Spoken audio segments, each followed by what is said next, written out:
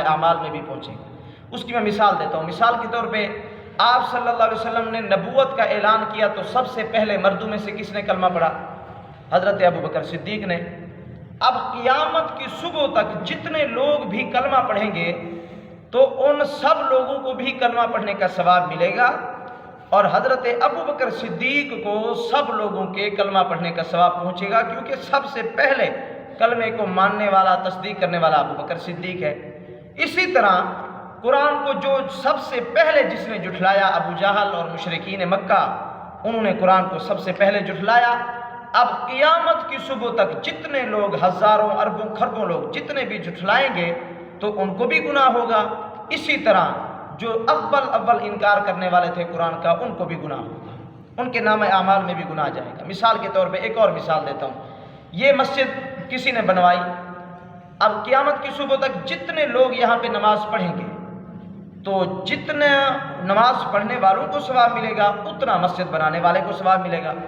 ایک اور مثال دیتا ہوں۔ میں نے کسی آدمی کو کہا کہ بھائی آپ نماز پڑھ لو، یا کسی نے کسی کو دعوت دی کہ بھائی آپ نماز پڑھ لو، وہ ہمارے کہنے کی وجہ سے مسجد میں آ گیا، اس نے نماز پڑھی، اس کی عادت بن گئی کہ وہ ساری زندگی نمازی بن گیا۔ میرے کہنے کی وجہ سے، آپ کے کہنے کی وجہ سے، کسی کے کہنے کی وجہ سے وہ نمازی بن گیا۔ اب جتنا عمر وہ نماز پڑھتا رہے گا اس کو بھی نماز کا ثواب ملے گا، اور جس نے اس کو ترغیب دی تھی، جس نے اس کو دعوت دی تھی، اس کے نام اعمال میں بھی نیکیاں ملتے رہیں گے۔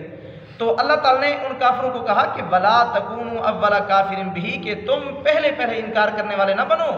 ایسا نہ ہو کہ قیامت تک جتنے لوگ بھی انکار کریں گے سب کا وبال تمہارے اوپر بھی آئے گا۔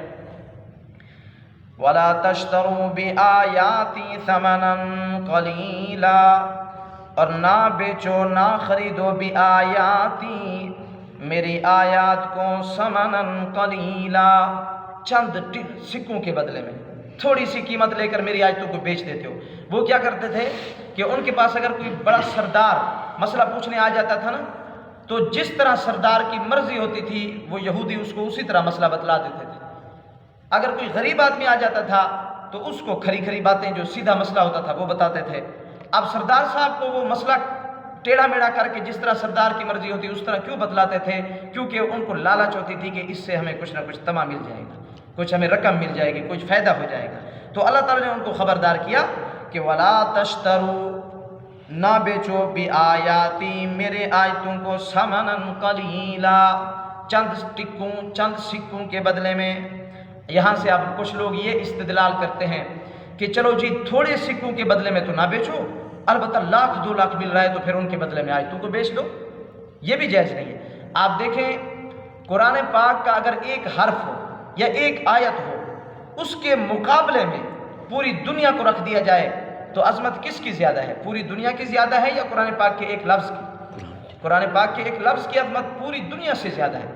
کیوں؟ اس لیے کہ دنیا کی حیثیت اللہ تعالیٰ نے حدیث میں فرمایا ہے کہ میرے نزدیک، اللہ فرماتے ہیں، دنیا کی اور دنیا کے اندر جتنا سونے، چاندی، جواہرات، ہیرے، موتیاں، جو کچھ بلا ہے، سب کچھ اللہ فرماتے ہیں میرے نزدیک مچھر کا جو پر ہے اس کی کوئی حیثیت نہیں ہوتی۔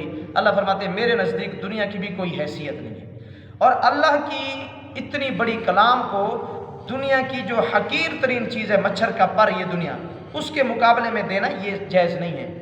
اس لیے علماء کہتے ہیں کہ یہ جو تراویح کے موقع پہ یا اسی طرح ختم پڑھوا کے پیسے لینا، یہ بالکل جائز نہیں ہے۔ ہمارے چند علماء کرام